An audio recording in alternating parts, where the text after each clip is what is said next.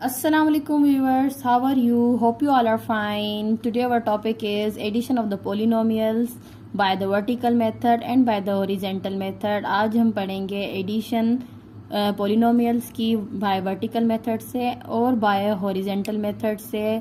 और आपको जैसे कि अगर नहीं जानते कि लीनियर इक्वेशन हम किसे कहते हैं, क्वाड्रेटिक किसे कहते हैं और क्यूबिक, तो आप अपना कॉन्सेप्ट जाके मेरी वीडियो से क्लियर कर सकते हैं। तो आज सबसे पहले हमने माइंड में रखना है कि यहाँ पर तो जैसे ये सवाल दिया हुआ है वर्टिकल मेथड में, अगर ये सवाल हमें ऐसे ना दिया हुआ होता और ये हमें इस वे से दिया हुआ होता, मतलब हॉरिजेंटल में होता और हमें इसको वर्टिकल में कन्वर्ट करना होता, तो हम सबसे पहले क्या करते। सबसे पहले आपने अपना माइंड एडिशन में ये रखना है कि आपने यहाँ पर जो z मतलब वेरिएबल्स दिए हुए हैं उनकी पावर्स को ज़रूर माइंड में रखना है। अगर हमारे पास यहाँ पर z स्क्वायर हो जाए और हमारे पास नीचे z हो जाए तो वो दोनों एक नहीं होंगे। हमारे पास यहाँ पर पावर इस हिसाब से मतलब वैल्यू रखती हैं कि हम उनको इकट्ठे नहीं लिख सकते, ठीक है। अब यहाँ पर ये हमने सारे इकट्ठे क्यों लिखे हैं, क्योंकि सबकी पावर्स देखें सेम है। यहाँ इसकी पावर 1 है, यहाँ इसकी पावर 1 है, यहाँ 1 1, यहाँ 1 1। अगर यहाँ पर 2 होता तो हम इसके नीचे बिल्कुल भी ना लिखते।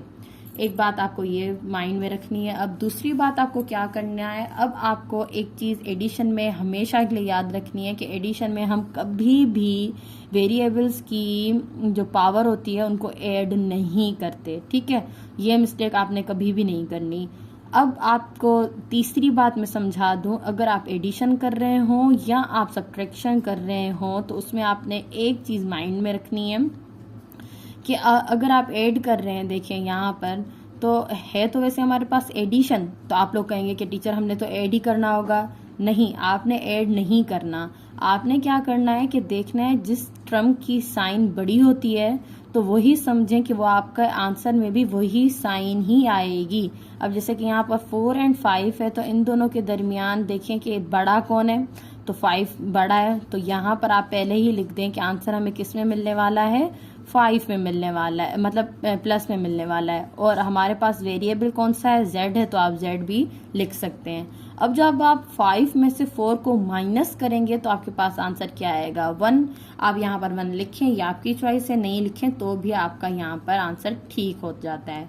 अब यहाँ पर देखिए, यहाँ पर +3y है और यहाँ पर -3y है, दोनों ही अपोजिट साइन है और दोनों ही एक जितने। आप समझें कि अगर आप दो लोग आपस में लड़ रहे हैं और दोनों की ताकत एक जितनी है तो वो यकीनन क्या हो जाएंगे, दोनों एक दूसरे को मार देंगे।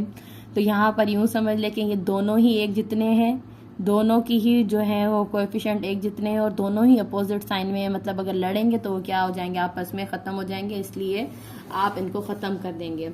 अब हमारे पास नेक्स्ट वन क्या है, अब आप ये देखिए यहाँ पर हमारे पास दोनों ही टर्म्स जो हैं वो एडिशन में है। अगर आगे साइन कोई नहीं दी हुई होती तो आपको पता होता है कि वो हमारे पास क्या होता है, ऐड होता है। तो अब यहाँ पर x आप एक दफ़ा लिख देंगे क्योंकि ये x के ही कोएफिशिएंट हैं, तो x हम एक ही दफ़ा लिख देंगे। x की पावर्स आपस में ऐड नहीं करेंगे जैसे कि मैंने आपको बताया है। हाँ, अब हमें यहाँ पर क्या करना है, इनके जो कोएफिशिएंट्स होते हैं, अब कोएफिशिएंट्स की भी मैंने डिटेल्ड वीडियो डाली हुई है तो वो आप जाके देख सकते हैं कि कोएफिशिएंट और कांस्टेंट वेरिएबल्स हम किससे कहते हैं। तो यहाँ पर हम 6 और 2 को आपस में प्लस करेंगे तो आंसर क्या आ जाएगा हमारे पास, 8। तो ये हमने वर्टिकल मेथड में सीख लिया है। अब हम इसे हॉरिजेंटल वे में सीखेंगे कि अगर हॉरिजेंटल वे में हमारा सवाल एडिशन का ही मिला हुआ हो तो वो हमने कैसे हल करना है। वो हमने ऐसे हल करना है कि यहाँ पर सबसे पहले दोनों को ही हमने ब्रैकेट फॉर्म में रखना है और यहाँ पर जो एंड दिया हुआ है, एंड को हमने हटाकर जो भी सवाल, अगर यहाँ पर एडिशन है तो यहाँ पर एडिशन देंगे, यहाँ पर अगर सब्ट्रैक्शन होता तो यहाँ पर हम सब्ट्रैक्शन देते। अब यहाँ पर हमने सबसे पहले क्या करना है कि ब्रैकेट्स में आपने बीच में प्लस रखा है। अब यहाँ पर प्लस है तो प्लस आप यूँ समझ लें कि बहुत ही अच्छी साइन है, ठीक है। वो किसी को भी नुकसान नहीं देती, मतलब यहाँ वाले टर्म्स हो या यहाँ वाले टर्म्स हो तो किसी को भी वो नुकसान नहीं देगी। मतलब वो सारे ही टर्म्स की साइन को चेंज नहीं करेगी, जो भी जिसकी भी साइन होगी वो वही साइन हम नीचे लिख सकते हैं।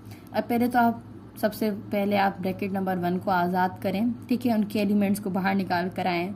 तो कैसे, 2a + 3b + 4z, ये आपका बाहर आ गए। अब यहाँ पर प्लस है तो इजीली आप ये सारे टर्म्स बिना किसी मुश्किल के same to same as it is उन्हीं साइन के साथ लिख सकते हैं। अब आप इनको रीअरेंज करें। रीअरेंज में क्या करना है, आपने जो भी वेरिएबल्स सेम है उनको इकट्ठे लिखना है। अब यहाँ पर 2 है और यहाँ पर 6 है, सेम है तो आपने इनको सेम लिखा। यहाँ पर +3b एंड +3b सेम है तो आपने इनको इकट्ठे लिखा। यहाँ पर +4z, यहाँ पर -5z सेम है तो यहाँ पर आपने इनको इकट्ठे लिखा है। अब आप देखें, अब हम यहाँ पर ऐड कर रहे हैं, ठीक है। तो ऐड में हम क्या करेंगे कि यहाँ पर मैंने जैसे कि आपको बताया है कि एडिशन में हमने वेरिएबल्स की वैल्यूज ऐड नहीं करनी, उनके सिर्फ कोएफिशिएंट्स ऐड करने। तो यहाँ पर 2 एंड 6 को प्लस करें तो क्या आ गया 8। यहाँ पर 3 एंड 3 को प्लस करें तो आ गया 6। यहाँ पर अब मैंने जैसे कि आपको समझाया है, ऊपर मैं आपको समझा कर आई हूँ कि अगर हमारे पास जो भी साइन बड़ी होगी, सबसे पहले हम वो लिख देंगे। यहाँ पर अब इन दोनों में से कौन सी साइन बड़ी है, 5 की बड़ी है, मतलब माइनस की है, तो यहाँ पर आप माइनस लिख दें और एक वेरिएबल लिख दें। अब जब 5 में से आप 4 माइनस करेंगे तो आंसर आएगा 1, तो आपका यहाँ पर 1 आंसर आ गया। अब आपको आज समझ आ गया होगा कि हमारे पास अगर एडिशन करनी हो वर्टिकल मेथड से या हॉरिजॉन्टल मेथड से तो हम कैसे करेंगे। अगर आपके पास कोई भी क्वेरीज हो तो आप मुझे कमेंट कर सकते हैं, और मेरे चैनल को देखने के लिए सब्सक्राइब कीजिए एंड लाइक कीजिए। थैंक्स।